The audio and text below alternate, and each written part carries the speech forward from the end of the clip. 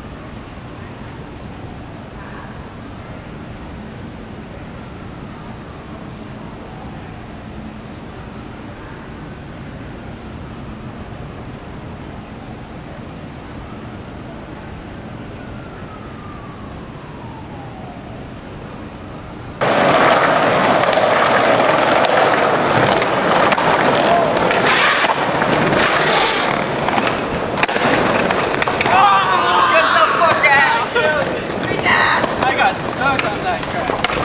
That's right, you still hurt. Still hurt.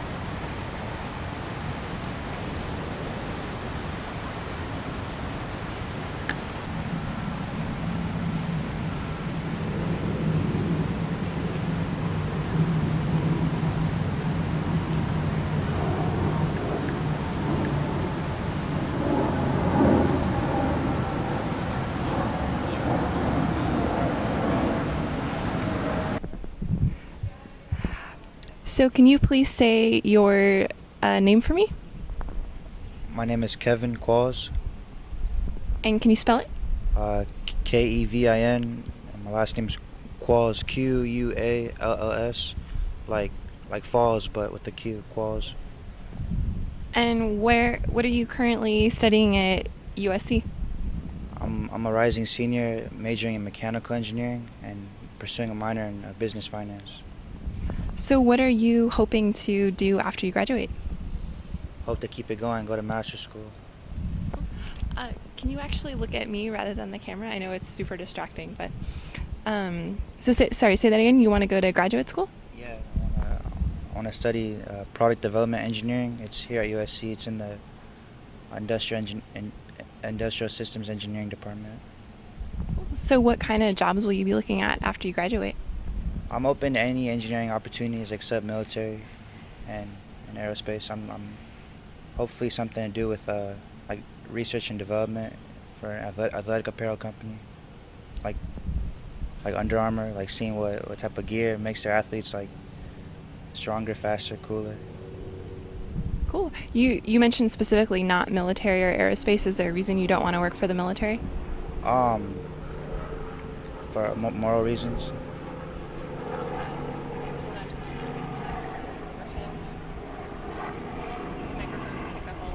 It's all right.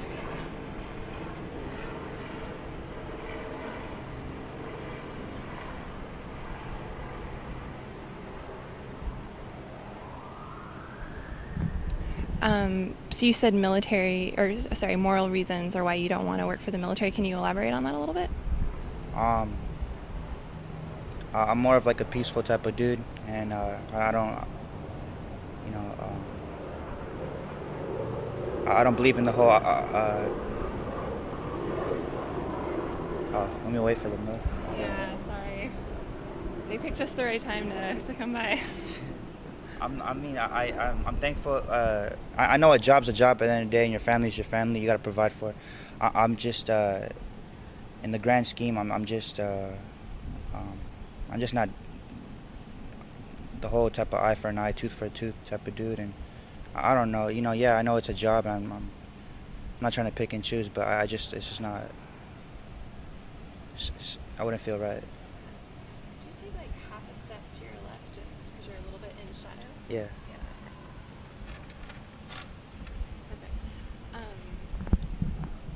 So you said you wanted to do athletic apparel and an underarm like deodorant, or what does that mean exactly? Oh, Under Armour, the Steph Curry. I do not. Or Cam Newton. They're like this rising brand that's competing with Nike and Adidas, or just any Nike, Adidas. I'm open to any. I just want to stay affiliated with sports. I like basketball and track, and I believe I'll have a bigger contribution, bigger impact for the team because it's related to sports. I played sports growing up, and I still do. I was to say, what do you currently play? Oh no, I just play basketball for fun, like at the gym. But it's a good like stress reliever. And You're pretty tall. What position do you play? I'm like truthfully 5'11". These shoes are like 2 inches tall, but I like running the point guard. So people always ask me if I play basketball because I'm tall, but I never did. So I don't really know what the point guard does. But is that the person that scores all the time? They usually distribute and like they're the one like playing chess, like they control the tempo, push the ball up. They make plays. They call it the plays, and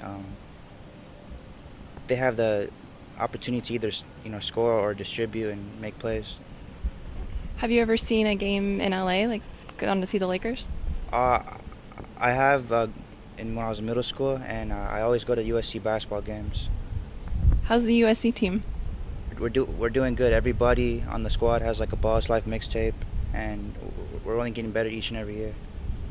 Do you have a favorite player you can tell us a little bit about? I like Elijah Stewart. That's my homie. He goes by Stu. I just like how he has a good spirit all the time on and off the court. Just very happy-go-lucky, and he always keeps it real.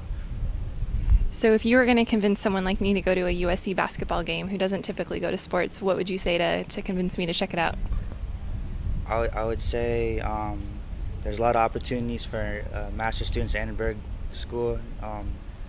Everybody's filming, everybody's doing some type of CNN news coverage over there. It's a good opportunity for... Do you mean that master students actually cover the games? I mean, there's a lot of people that cover the games from Pac-12, and they could be in the master school. Like, it's a fun time, and it's just something to experience during college. Going back to the job stuff, if you were to get your dream job after college, what would you be doing for one of these sports companies? I would hope to do research and to see what type of materials and fabrics makes athletes more, gives them a better competitive advantage, whether it makes them stronger or faster or reduces drag. I'm not picky. I'm open to any position, just as long as has something to do with sports. Are you watching the Olympics right now? I'm keeping track on Google. What's your favorite event? It'd either be the men's basketball or women's basketball event, or the triple jump event in track and field. What's involved with the triple jump? It's like you take like 3 jumps into a pit of sand, kind of like a gazelle or something, and I just enjoy it because I used to do it in high school, and it shows who's really athletic or not. Thank you so much. Thank you. My pleasure. Sorry, what's your name again? Jenny. Jenny. Kevin. Really nice to meet you, and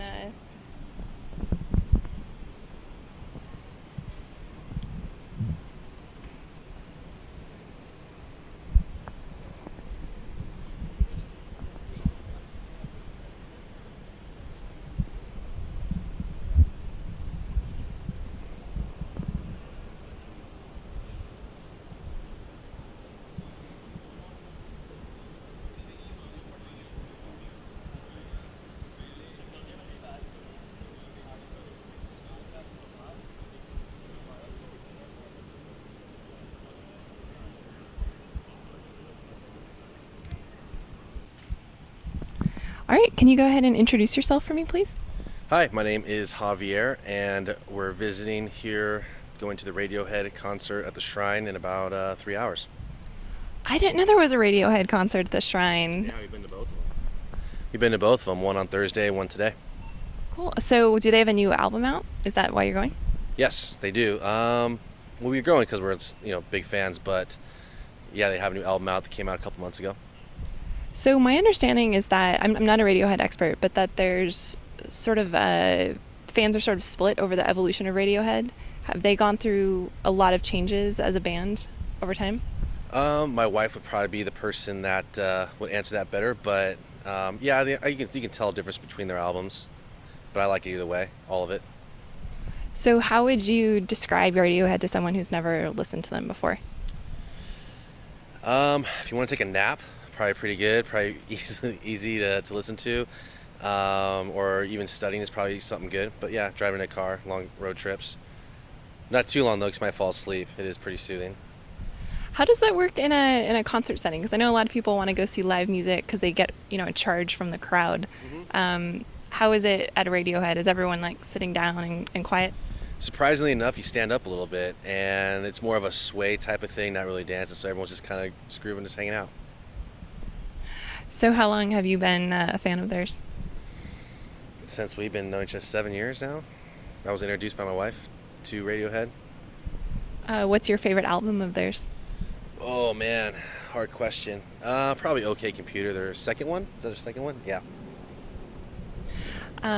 So what do you do for a living? I do website design. I own my own small website company in Orange County. Do you listen to Radiohead while you work? Sometimes, usually towards the tail end, because then I really don't want to work anymore. What other bands do you like to listen to?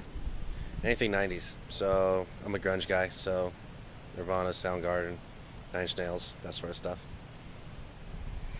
Let's see, on the front of Nirvana, what do you think of the whole kind of cult of Kurt Cobain? Or what do you think of him as an artist and a person? Yeah, it's great. I mean, I grew up in Seattle in the 90s, so that was kind of the peak of it. So that was a lot of fun, and I wasn't crazy or anything about him like some kids were, but I like his music, still listen to him. So you said you're from Orange County? No, I'm from Seattle. I actually went to Washington State University, so this is kind of my rival school. We're just kind of taking a look while we're waiting. That's why I was like, I'm not sure if you want to interview me, but I'm a Cougar. Checking out the competition. I like it. Exactly. Yeah, but from a long time ago, I graduated in 2004, so it's been a while. Actually, you graduated a year after I did, so that means you're younger than me. All right, perfect. So when did you say you moved from Seattle? In 2005. So after I graduated, and then stayed there for a year, and then came here. Okay. I've been to Seattle a couple times and gotten to do kind of the top of the Space Needle with a rotating restaurant up there and like that. The music center there. So do you know the music center I'm talking about in Seattle? So as a music person, what do you think of the way they present music there? I think it's good. There's a lot of good memorabilia. I mean, you can see things that you normally wouldn't see. Like you get to see the first contract Nirvana signed. It's handwritten by their lawyer, and it's like you see their signatures, and it wasn't professional at all. So that was kind of cool. And there's a lot of Jimi Hendrix of actual handwritten stuff where he wrote lyrics on. So that's kind of cool too. So it's real authentic. Wait, I didn't realize that they had a handwritten contract. Like, can you tell me a little bit about how they got their start? Oh man, well, it was basically they were playing regular gigs, and they signed it with the manager, and the manager kind of wrote it on a piece of paper on what they'd be paying, what percentage he would get. It was all just handwritten on a piece of binder paper. So it was just, that's how informal it was. They weren't very good businessmen. Did they get? I don't know if I can. Did they get cheated on their contract? Their first one? I don't think so. No, I think it was good. It just wasn't for a lot of money. It was for really low amount of money until they got big, and then they got a real manager, I guess. But that's about the extent I know of their history. So. Well, anything you're going to do tonight after the concert? Things you want to check out in LA? I'm an old man. I'm gonna go home and go to bed. It's gonna be way past my bedtime. I gotta work tomorrow. All right. You're making me famous now, right?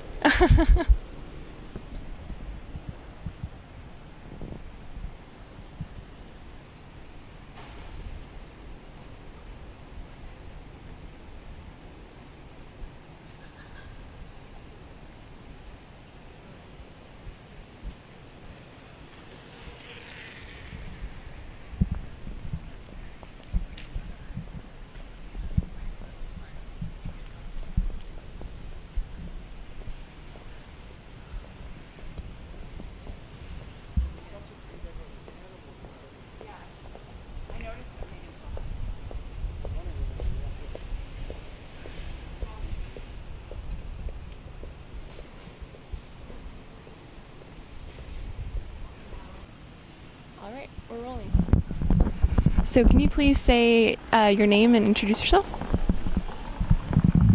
Oh, I'm sorry, hold it. Try just talking normally. Okay. Without leaning forward, yeah. My name is Paul Swanson. So right before we started filming, you were telling me about this documentary that you were working on a while ago with about ex-smokers. Can you talk a little bit about that? Sure. I approached quite a few people on the street and asked them for their stories of how they quit smoking.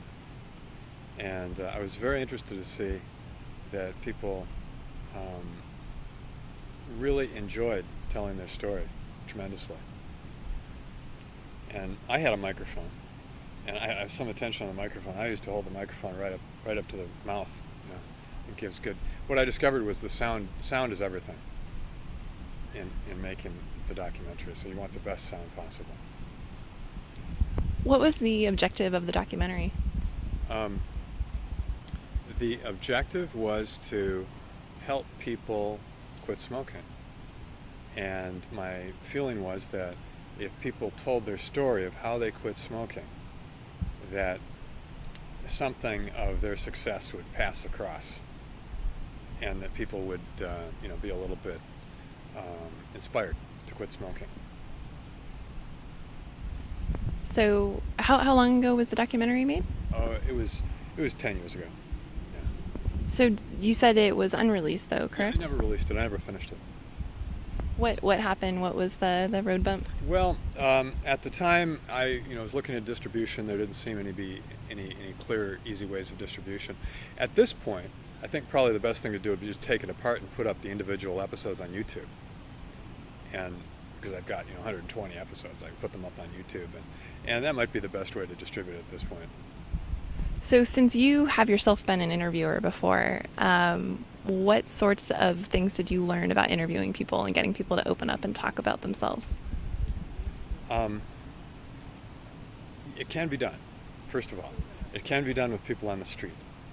And it's important to approach people with the right energy. You've got a very nice energy. You wouldn't have any problem with that.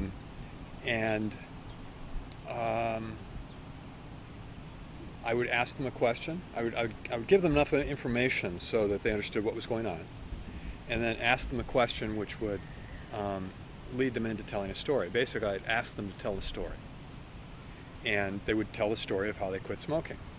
And the story of how someone quits smoking has a beginning, and it has a middle, and it has an end, and it's got a final point. And people will naturally tell that story, and so it's very nice to get that. And people are very happy to tell that story. They want to tell that story. Once they get going, they're not going to stop until they finish. Do you remember, what was the most inspiring how I quit smoking story that you heard? Do any stand out to you? Yeah. Well, there were a lot of them that were really good. I talked to an opera singer in San Francisco. At the time, he was probably a 50-year-old man, and he'd been an opera singer earlier in life. And he had been in an opera that hadn't been performed in 120 years. And the next day he went to the New York Times to read the review. And the review about him, he was the lead singer in the opera, was that it was some sort of mixed review. It was, he was, a nice voice but sonorous, or something like this that he took as a little bit of a cut. And he read this interview and he was very upset at the interview, and he did this on tape. He reached out to he was a smoker and an opera singer, and I think he said he smoked a pipe. But he reached over he had an imaginary pipe, and he made the expression.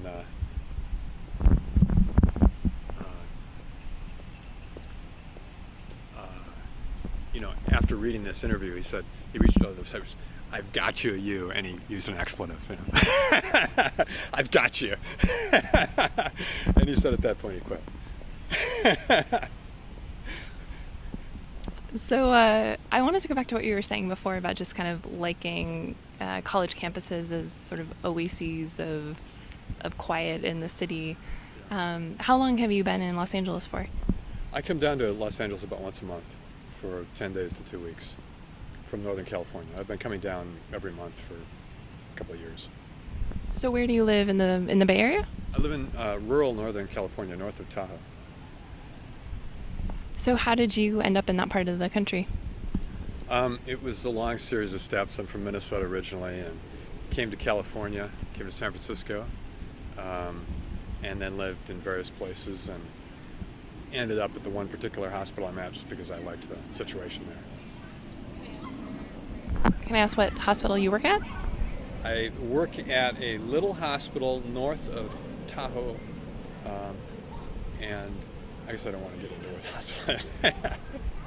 Sure. So in my previous life, before I started this program, I was actually editing a trade magazine that was aimed at people who, the biomedical equipment technicians, the people that manage the medical equipment. And so I spent a lot of time going to their conferences and all that kind of stuff. We're going to have some ambient sound in a minute.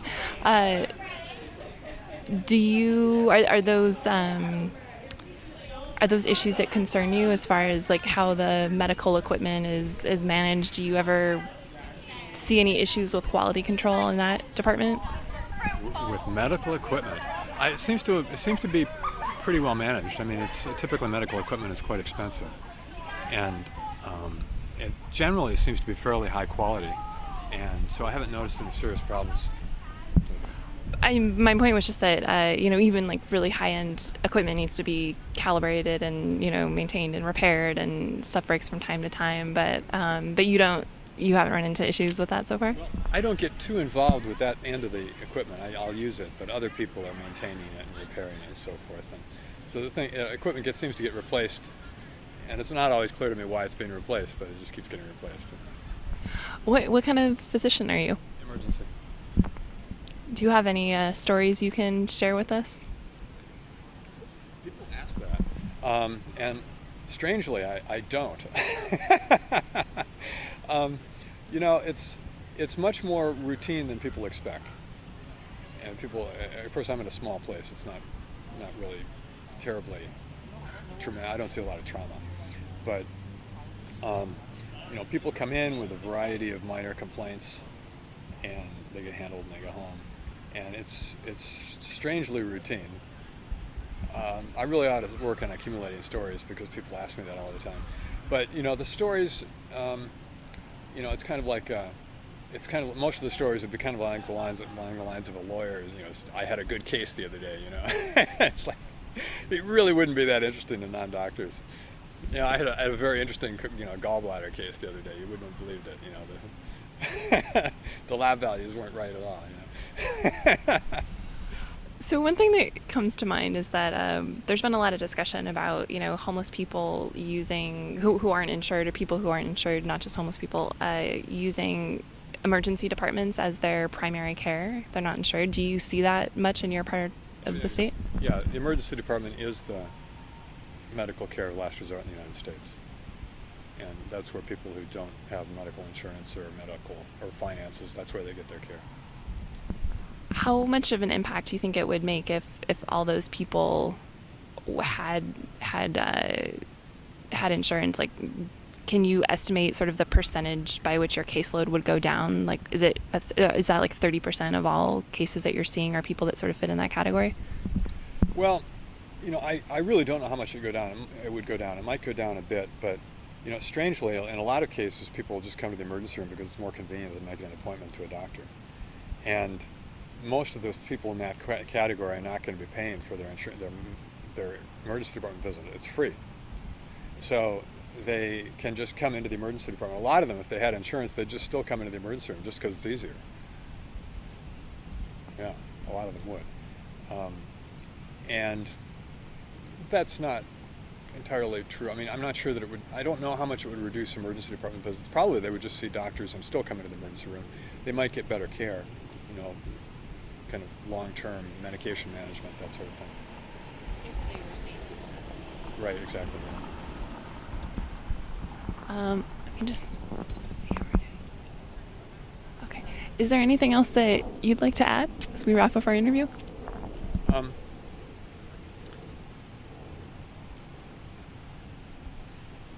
It's been very pleasant, and I think you're going to do excellent. Thank you.